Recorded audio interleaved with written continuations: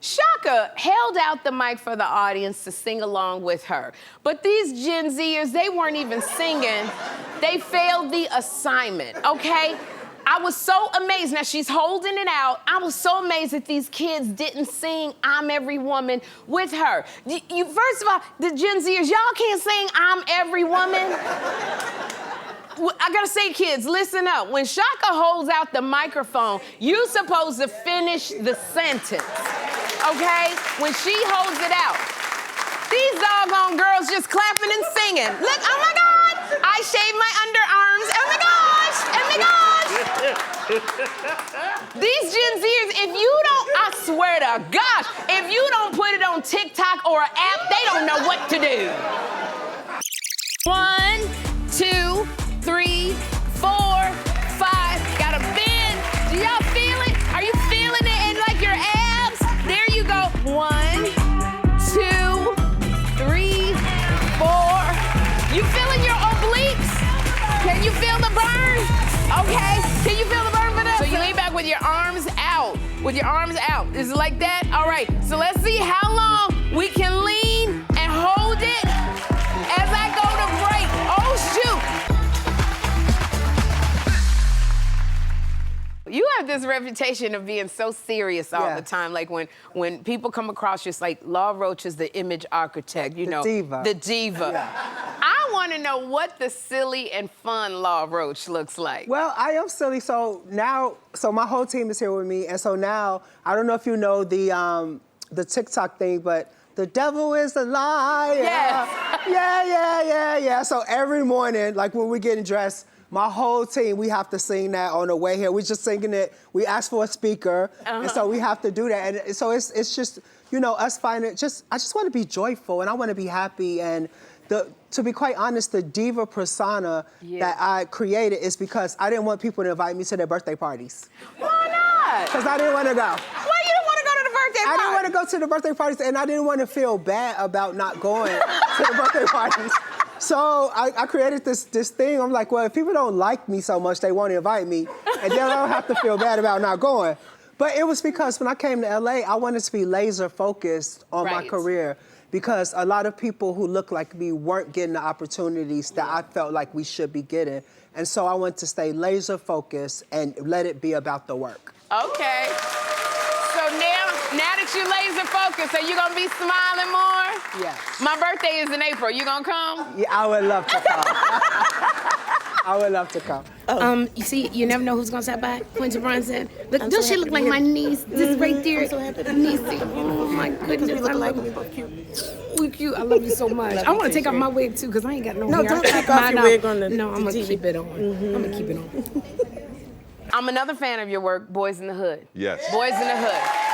Thank you. Like, and I've heard you say this, that your career changed after Boys in the Hood, but you credit a haircut for getting you the part in Boys in the Hood. 1,000,000%. 1,000,000%. Why? So. Is that a Jerry curl? That's a Jerry curl, That's a Jerry curl. I was wearing that Jerry curl. So that was my, okay, so when I first started out, that was my very first picture. Now, when you first start out in acting, you don't take color pictures. You take black and white, because color is too much to reproduce and all that. So you take black and white, but I didn't know any better. Yeah. But one of my best friends that I've known since the 2nd grade, he was like, man, you gotta cut your hair, man. I was like, and back in the day, you know, it was in LA, you couldn't tell me nothing about that. Not nothing about that curl. And then he took me to his house. He said, hey, man, come over to the house. Yeah. And we used to play video games. He said, hey, let's watch this movie. And he put in Hollywood Shuffle. Yes. And I saw how Robert Townsend and Keenan,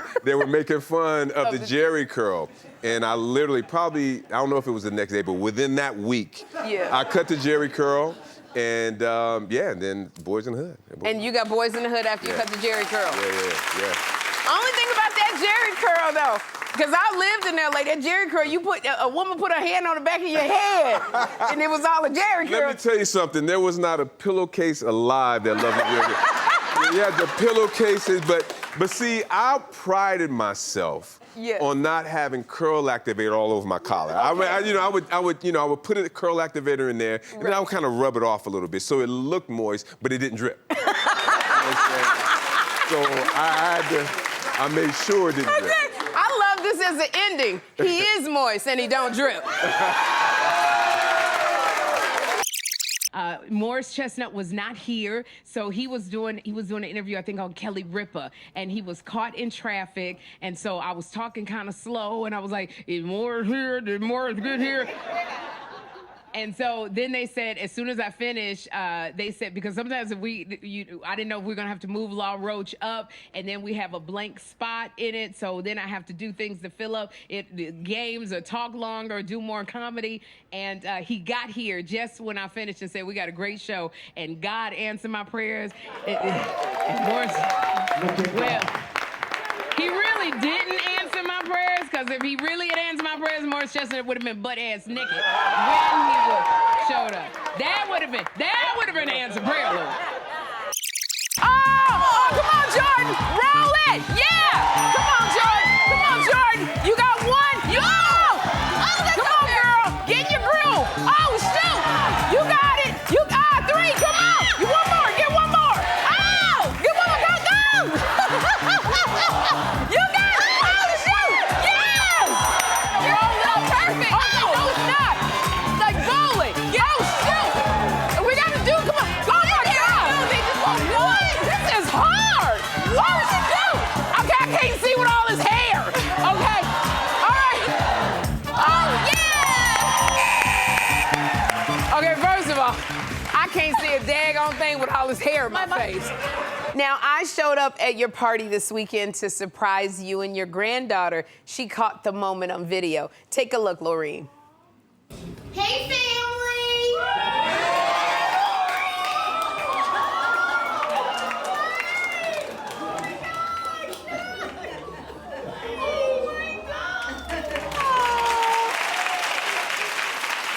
Now, Laureen, I know what was going through my mind because I was crying the moment I saw you, but what went through your mind when you saw me? Oh my gosh, I just lost it. I saw you and I said, what? It can't be her. You know, even though I saw you, it can't be her. But I'm so glad you came and joined us. Oh, it was not a surprise. It was a shock, Sherri. Oh my God, it was one of the most precious days of my life, and I will never, never forget it. Thank you so much, and I missed you so much this summer. I'm so glad you're back.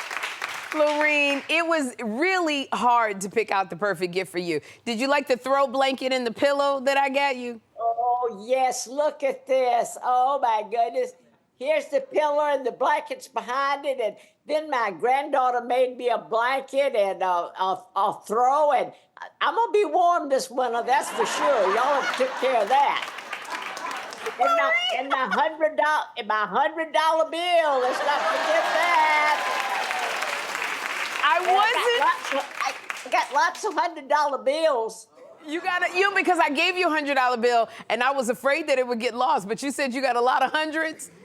Yeah, oh yeah. And if a couple more birthdays, and I might not even need a sugar daddy.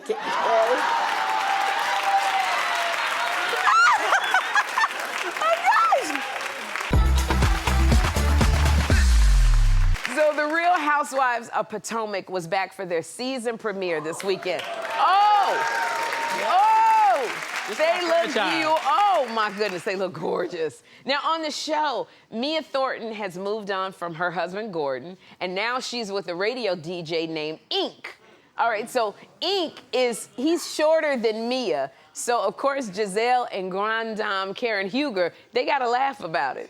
Now, I don't want a really tall man because I look like a little girl, but I don't know if I can get with someone that is shorter than me either, because I don't want to look down on a man. I'm 5'1". I got to be able to at least hold or rest my head on your shoulder and your head is still above mine. That's how, and I want to be able to take you seriously. I don't want to hold your hand and be guiding you through crowds. I don't want to tell if I'm dating Ink. I don't want to have him, have to wear a red shirt so I can see you in the midst of all of the people. I don't want to constantly be losing you everywhere. So, and it's just harder if a man is shorter than me. I give it to Mia, because I wish a man shorter than me would tell me to do something. I'd look right down at him and go, I know you, for real, really.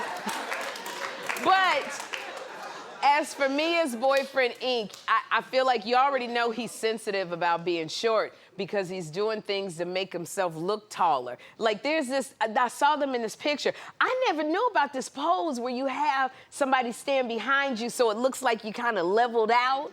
So I don't know, that's like, look at all the short men going, yeah, I like that, I'm gonna try that one. Don't stand behind me, babe. But I don't know if that's Mia's idea or if that's Ink's idea, but I think it's a great short man trick. So, because it looks good, because they look like they're the same height right there. So Mia, I'm not in your business, in your bedroom. If you like it, then I love it. But now, it is yours. But here's the thing. You see this picture? You see her knees? She's bending down. She's bending down. She's doing a lot of accommodation with Ink. She's bending down. So I just want to say this, Mia, you keep on bending down, that arthritis in your knee gonna flare up. So something's gotta give, and it look like it's gonna be your knees, Mia. But if you happy, I'm happy, girl. Hey, you know, short men, you know what they say about short men? Ask your mama. Tashina Arnold, in the original Everybody Hates Chris, she actually coached you through your first kissing scene, huh? Yeah, well, you gotta understand, I'm an old football player. I'm like, what's going on, what? She's like, Terry, she taught me how to act. You know, it's so funny because people don't understand kissing scenes, if you've never done them before, they're really hard to do. It's awkward. And my first kissing scene, Terry, was Dondre Whitfield in my show Less Than Perfect. I had a sitcom called Less Than Perfect, and Dondre Whitfield was my first kissing scene. And here's the thing, it was only supposed to last 3 seconds. Everybody had went home, we was still kissing. I was still kissing Dondre. Yeah. Yeah, this was before he was married to Sally Richardson. See, that's a good... I think I'm the reason they came up with intimacy coaches. I wouldn't let him go. Dondre Whitfield got the, I know he American. They didn't have that back then when we was doing it. You know, you gotta be careful where the hands go. Did we kiss in our, we were in a movie called Who's Your Caddy? Yes. And he played, Terry played my boyfriend out of prison. Did we ever kiss and sing? We didn't kiss, but we was dancing on the floor and you was backing it up on me. Like, I was backing it up on me. I was like, I gotta do different stuff with my co-stars. Well, I just say because, you know, we look alike, and I think that we look like we're in the same family. Absolutely. I look like your family. Absolutely. That we should use that to our advantage. So I just would say, if you are ever tired of going to the Emmys, I could go for you. I just put up a, you want me to. You're ridiculous. You are ridiculous for this. And also, I'm always going to the gym working out, so if I'm too tired to go to the gym, you go meet my trainer for me, girl. Just... See, I don't want to do that part, Sherri. You would be amazing with the glutes, all right? If you get sick, are ridiculous. I work hard. I do my research, all right? If you get sick, you don't want to hold up production on Abbott, I could fill in for you on just... Wait, okay, hold on. That one's really good. I had to look twice. That's really, really good. That's a good one. And if I'm under the weather, if you could fill in for me and host my show, I would love for you to come in and sit in the chair. If you ever need somebody on the show, you need an auntie to play your auntie. I'm just saying, because you know I'm an actress. Well, you are. Okay, one more thing. One more piece of Sherri love. I saw a picture of Jeremy Hunsu, and I was like, oh, I forgot. Beauty so Shop. Beautiful. And so I was like, I need to watch Beauty Shop. Yes. Put on Beauty Shop. Forgot, it's been so long since I've watched that movie. Yeah. Forgot you were in there. You were cracking me Oh, up. And I was like, Quinta. Sherri is such a good actress. You were cracking me up. So Girl, thank you so much. I don't know. I mean, you might get a call. Well, you know what? And let me tell you, if I get the call from Quinta, they're gonna be like, it's gonna be an empty chair right here. You talking like you about to die, Kristen. You talking like you're 67 years old. I mean, you talking like you're making your last will and testament. 37 minus 24 is only 13 years younger than you. Look at, Cher is 40 years older than her man, all right? Okay? Madonna is almost 40 years older than her man. Patti LaBelle is 30 years older than her man. Hey, Miss Patti. Look at Patti LaBelle. He's the right kind of lover for me. That's what Patti LaBelle look like she said. Go on, Patti, mama say, mama sa, mamaku sa. You better.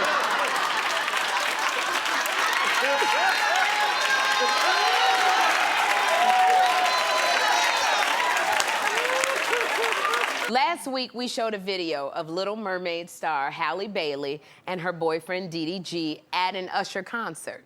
Now, Usher tried to feed Halle Bailey a cherry, but DDG, her boyfriend, said nope, and he intercepted the cherry and he fed Halle himself. And after I saw this, I said, you know what? I said, Usher be putting relationships to the test. That's what he do. And I also said, thankfully, DDG passed the test. But I guess they didn't pass Usher's test after all, because as soon as I got home, I got the news that Halle and DDG split. They have split up. They have a baby and they just split because DDG put out a statement on Instagram.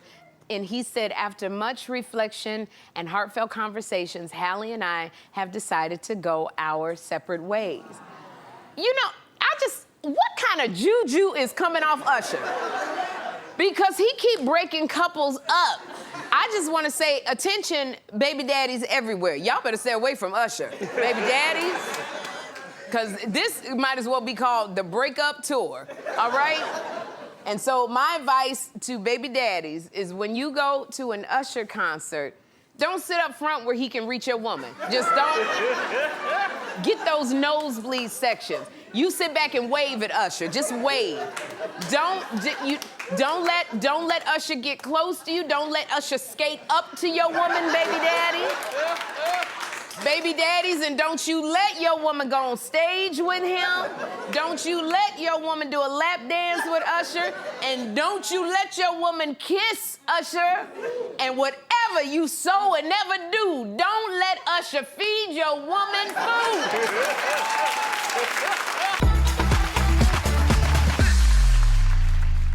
All right, so I made a lot of people mad the other day because y'all think that I spoiled the ending to Power Book 2 I Ghosts. warned you. Look, I'm standing by what I said. And all I said was Mary J. Blige's character, Monet, she died before towards the end. What's it called? The finale. The semi-finale, the week before. That's what everybody had told me. Like, literally, 10 people came and told me. So I already knew what was going on, but I'm a super fan, so I wanted to see it. But it's not, so that's what I said. But it's not like okay, first of all, okay, everything is... So anyway, here's the thing. The finale, Monet was already gone. She was already gone. She wasn't in the finale. It was like she died in the end.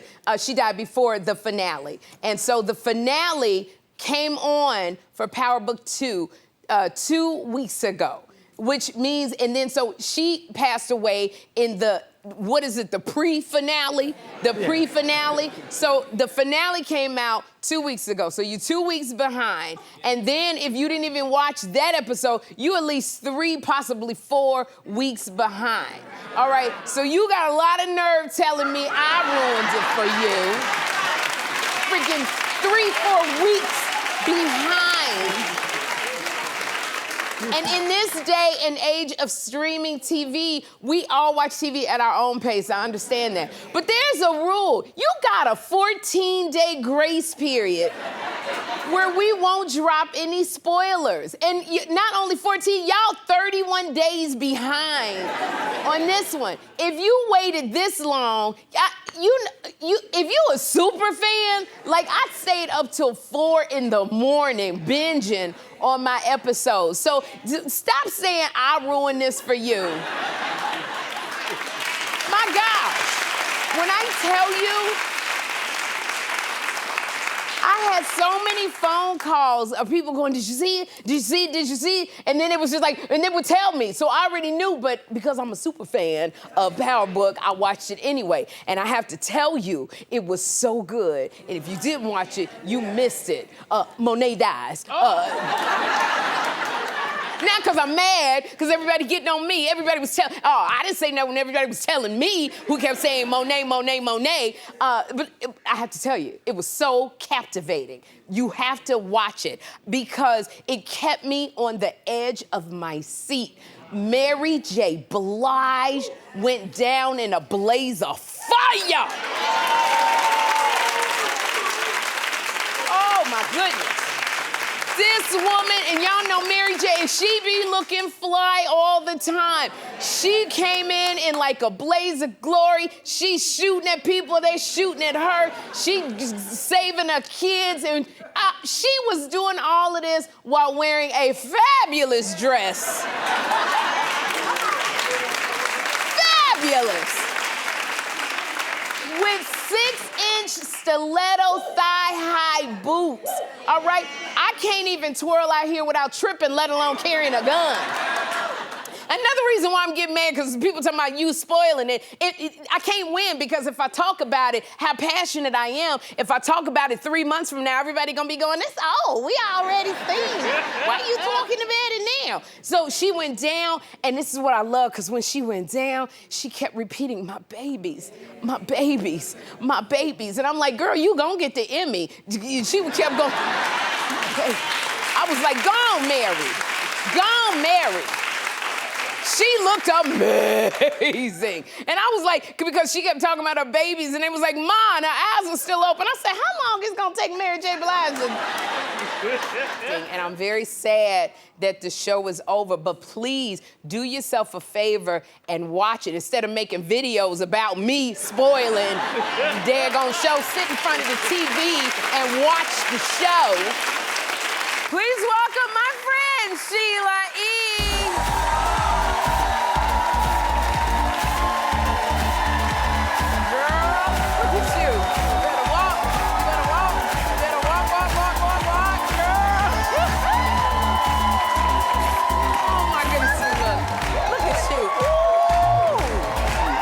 You got it. You can.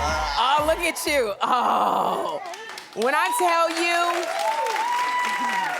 you, you look scrumptious, Thank Sheila you. E. You never sit still. You are a musician, you play all genres, and you're an actress, okay? You got a new Lifetime movie, Nobody Dumps My Daughter. That scares me to death. You play a psychic. Yeah. So what can we expect in Nobody Dumps My Daughter? Well, the crazy thing is I said no about 3 or 4 times. I was like, no, I'm not gonna do it, because I want to start acting. And I asked my agent, just get me really small parts so I can get my feet wet and figure this out. Because I've only done this like twice in my life. But the story really is about this woman, a mother, and her daughter gets dumped by a boyfriend, and I won't tell you the whole thing, but she comes to me for advice, and she's been coming to talk to me for years. And then it just goes sideways. Okay, and it goes, as Lifetime does. But it always it's be a true story. It's crazy. Oh, it's a true story. Is there somebody, but is there somebody you want to like tackle, like, you know, I remember Sofia Vergara did Griselda Blanco. Like, is there somebody that you would love to, in your wildest dreams, tackle and play? You ever thought about that? Yes, I want to be a superhero. And you know what, girl? And you know what would be her magic power? Them drumsticks. That's right. That's what it be. That's right. When she beat, the world shakes. We're gonna have a good time. We're gonna have a good time.